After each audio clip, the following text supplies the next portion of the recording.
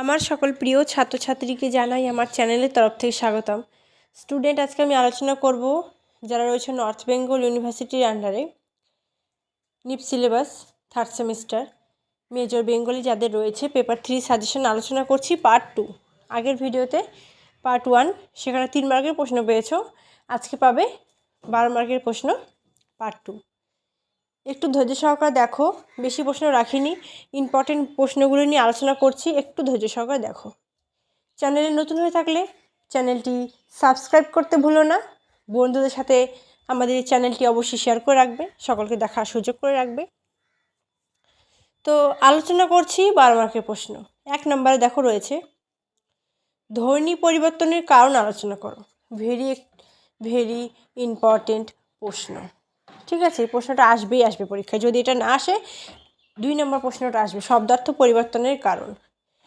যথাসম্ভব ধ্বনি পরিবর্তনের কারণটাই আসবে, ঠিক আছে?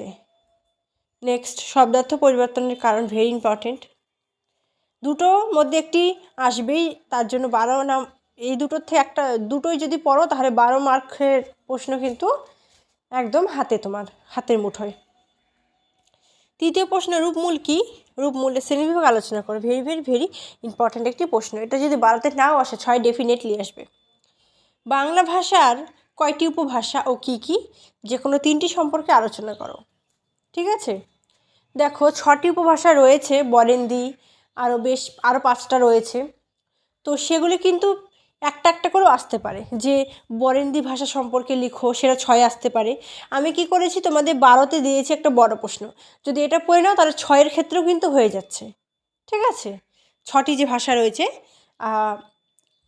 6টি যে উপভাষা রয়েছে সেগুলি কিন্তু হয়ে যাচ্ছে।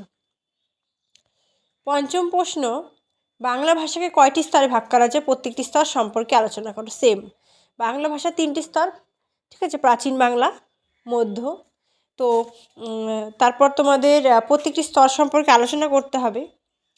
দেখো প্রত্যেকটি স্তর সম্পর্কে আলোচনা কিন্তু 6 আসতে পারে, যে প্রাচীন বাংলা সম্পর্কে লিখো, মধ্য বাংলা সম্পর্কে লিখো।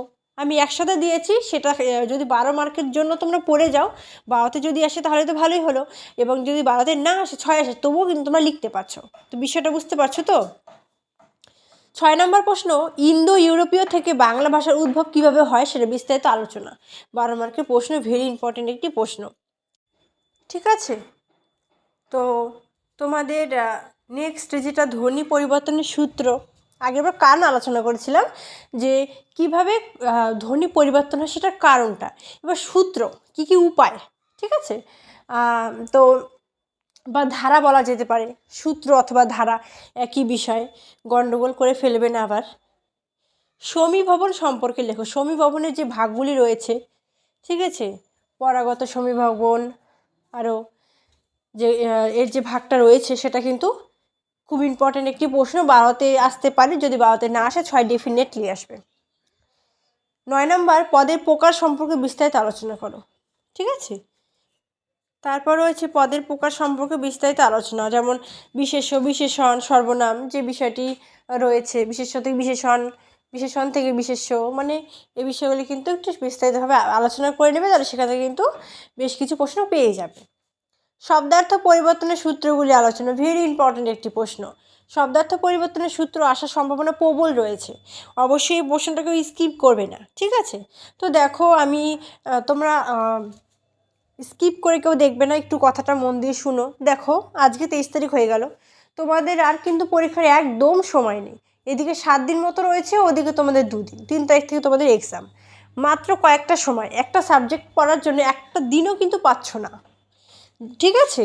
তো সেক্ষেত্রে বলবো একটু ভালো করে পড়ো, ঠিক আছে? 6 মাস পর পর পরীক্ষা হয়, তো সেখানে যদি তোমরা 1 মাসও প্রথম থেকে যদি খুব ভালো করে পড়ো তবুও কিন্তু খুব সুন্দর একটি নাম্বার কিন্তু ক্যারি করতে পারো। কিন্তু তোমরা কিন্তু তেমনভাবে কিন্তু পড়ো না, কিন্তু কলেজে কিন্তু তোমাদের সেরকমভাবে পড়তে হয় না, ঠিক আছে? অল্প পড়লে কিন্তু হয়, যেহেতু সিলেবাসটা কিন্তু স্কুলের তুলনায় কিন্তু অনেকটাই ছোট থাকে, ঠিক আছে? এবং প্রশ্নগুলি কিন্তু আন্দাজ করা যায় যে কোনগুলো আসতে পারে। তো আশা করছি তোমরা খুব ভালো করে পড়বে, এবং যারা পড়ছো আরও ভালো করে পড়ো। তোমরা কমেন্ট করে জানাও তোমাদের পরীক্ষার প্রিপারেশন কেমন চলছে। কোথাও যদি কোনো বিষয়ে তোমাদের যদি বুঝতে অসুবিধা হয়, সেটা অবশ্যই আমি কমেন্ট করে জানাবে। আমি অবশ্যই চেষ্টা করব সেই সমস্যার সমাধান করতে। এই ভিডিওটি কেমন লাগলো সেটা একটি লাইক দিয়ে আমাদের বুঝিয়ে দাও, এবং ভিডিওটি বন্ধুদের সাথে শেয়ার করবে। অন্য কোন সাবজেক্টের সাজেশন চাও সেটাও আমাদের কমেন্ট করে জানাও। আমরা অবশ্যই সেই সাবজেক্টের সাজেশন নিয়ে আবারও হাজির হব। Thanks for watching. After all, thank you সকলকে।